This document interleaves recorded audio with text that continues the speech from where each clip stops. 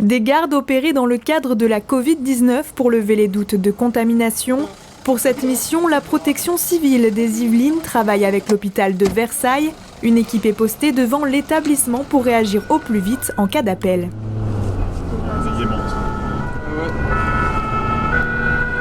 Il est 22h40, la première alerte tombe. Le binôme d'astreinte est envoyé au domicile d'une personne présentant des signes de Covid-19. Les bénévoles s'équipent en conséquence pour se protéger. On s'équipe et après on rentre chez la personne du coup. Donc on met une combinaison, un calot, un masque, des gants. Oui, bonjour madame, c'est les secours? Oui. Est-ce que vous pouvez venir nous ouvrir votre pavillon? On est juste devant. Sur place, les secouristes font un premier bilan. Les informations sont transmises au SAMU, un processus qui permet d'adapter la prise en charge de la victime. Oui, bonjour, c'est la protection civile des Yvelines, la VL Reconnaissance. C'est pour une transmission de bilan.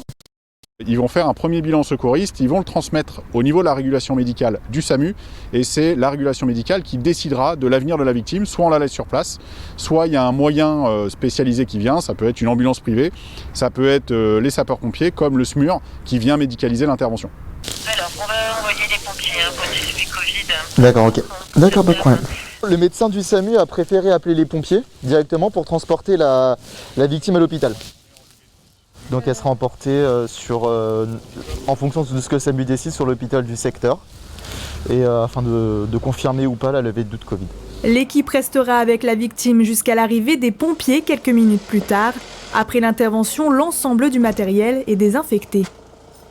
Donc là les pompiers ont pris le relais, c'est ça? Oui exactement, du coup nous on va se déshabiller, tout mettre dans un sac, dans un carton d'asserie et on va retourner au SAMU. Une trentaine de gardes ont été réalisés lors du premier confinement. Depuis le 30 octobre, une vingtaine de gardes ont déjà été opérés.